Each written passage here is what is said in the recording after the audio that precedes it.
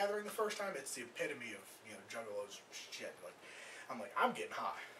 Well, my two buddies, who are potheads themselves, had just watched one of their friends smoke weed, trip, and get naked and cry in the Wendy's bathroom. So they're like, we're going to make sure on how you react to weed before we take you to the gathering and you fucking trip balls and fuck yourself up and, you know, miss the enjoyment of it.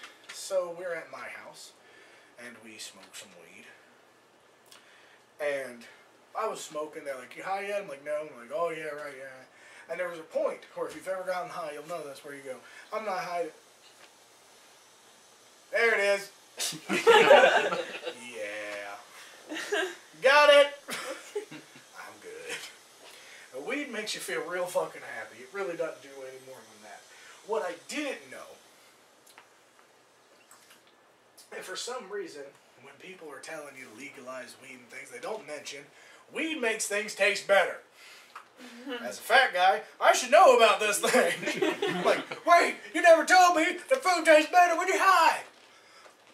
Why are we hiding this? Why is that a secret? Because I'm sitting on the couch, and I've got my legs up over the side, and I'm like, hanging upside down, eating fucking crackers that my grandparents had gave me. My grandparents buy things in bulk, because if it says 1 for 10, they think you have to buy 10 of them. Like 10 for 10 or whatever it is. Like they're like, oh, we gotta get 10 and add 20 just in case they go off sale. So I've had these crackers for days and days and days, and they're just plain. But at this point, I pop it in. I'm like, oh my god, that's so good. Now Amy was in the kitchen and she's discussing dinner with me, which is fun as I'm high. She's like, what sounds good to you? I was like, I don't know. She starts rambling off things, and she gets to the thing I like. And I go to say, oh, fuck, now you're talking, but it just comes out, fuck, you're talking.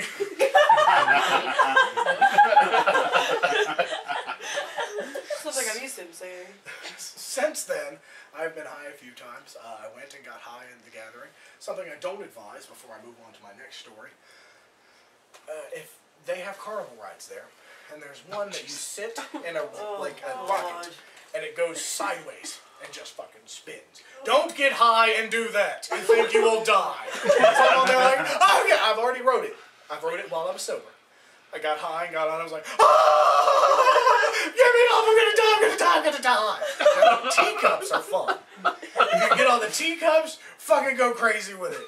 Smoke a big ass blunt and just get on the fucking teacups and just like,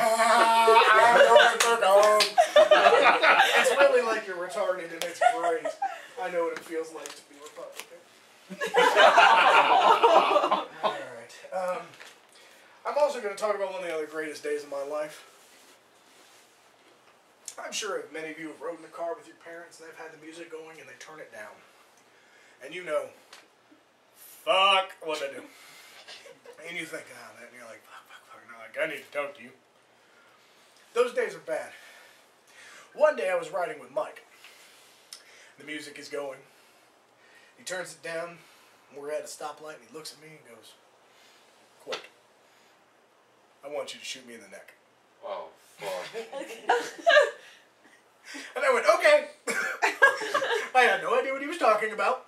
No idea what I was going to shoot him with. No idea why he wanted me to shoot him. But I was just so thrilled to hear these words come out of his mouth. I went, okay. What had happened was he was dating someone or hooking up with someone who everybody was giving him shit for hooking up with. And he denied it, denied it, and denied it. She left a hickey on his neck. So Mike, in the ingenious brain that he has, went, if you shoot me in the neck at point-blank range with an airsoft pellet gun, it'll leave a welt on my neck that looks like an airsoft pellet wound, right over the hickey, and then I could just say it's an airsoft pellet wound. So instead of saying, oh, the hickey? No, I just got shot in the neck by an airsoft pellet gun. He made me do it. So we're in that very garage that's out back. His mom has the door open. We shut the door. I'm like, are you ready? I cock it. I put it to his neck. Point blank range. I'm like, are you ready? He's like, no. I'm like, alright, I'll shoot you on 3. 1, BOW! Because if you've ever been like, okay, I'm going to do something painful in 3. To get to 3, they move. So, I shoot him in the neck. Now, the door is open here and his mom's in the kitchen, so obviously he can't let anybody know that he got shot in the neck. So he goes, and kicks a couch that we had in there at the time. And it was great because I love watching him suffer for some reason. and just the whole concept was awesome. The fact that I had missed about just that much made it that much better. Now, that was not the dumbest decision I've ever made. That one was also actually made here. I was sitting here with our friend Sean. Now, Sean was he was the college boy of the group. He was the smart one. So I'm sitting here with Mike and him. We were sitting outside where I think we were playing cards. And one of my pothead friends I told you about before had showed me that if you take like a body spray, spray it on your hand, and light it on fire, it'll stay on fire, and you close your hand and it'll go out. So me and him were at the stage of wrestling, and we wanted to do something to take it up a notch. So I said, what if you take that bottle, pour it on my back, and light me on fire? What will happen is, I stand up, oh, look, I'm on fire, oh no, oh no, and I will fall over, stop, drop, and roll like they teach you in school, and I'll be fine. Nope. We end the match like that. Now, our friend Sean is sitting here and listens to this elaborate plan that we had just made. At some point, the smart one should go, that's a bad idea. No. And Hickson to this day will never forgive me because I didn't tell him about it before I did it. He goes, why didn't you tell me? I went, because you said no. And he went, yeah. So, the day comes. We don't tell anybody because at the time, the man who ran it, Charles, the man who ran our company, he would do shit while we were recording and just fucking shock us. Like, we had no idea. He would change shit up just as we're recording so we couldn't be like, what the fuck are you doing? So we're like, we're gonna show him. We're gonna do the same shit he did. So, the match progresses, and at one point I told Mike to bloody me up with a dog chain. And so he took it with his fist and he pounded it into my face, and it just fucking hurt. And like little like paper cuts that wouldn't bleed. Fucking, I told him to stop it, but so he lays me out. Now he laid me out on the mattress. And he was going to set me on fire on. So I crawled off the mattress. So I was like, I know a little bit about fire. The mattress is flammable. So I get into the grass. Now this was fun because I was at my parents' house. We did this one at my parents' house. We didn't have another place to do it. My parents' rule was, don't fuck yourself up. You can do it here, don't fuck yourself up. So, I'm laying there. He pours it on me. And I feel it. And everybody's like, what the hell's going on? He grabs a match, he lights it, he drops it on me.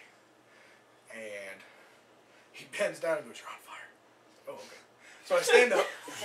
This at that point I didn't feel it. I stand up now, I had a shirt on. I stand up and I'm like, oh, look at my fire, look at my fire. Oh shit, it's burning. I stop, drop, and roll. And as I said, plan ends there. I stand up and go, fuck, the fire's bigger! Now, when they teach you that shit at school and it don't work, your mind just goes, ah, fuck! So I start kind of like running, and that doesn't put out the flame. So at some point, I take my shirt off and I throw it down. Now, I was playing a character who was very dark. Prince of Darkness was his nickname. Nightmare was his wrestling name. So I didn't want everybody to see all my rolls and shit, so I ran backstage, which is my shed. As soon as that t-shirt hit the floor, 3 bottles of water went on it. While I was on fire, nobody hit me with any water. When it was on the floor, they sprayed it with water. And that's my show.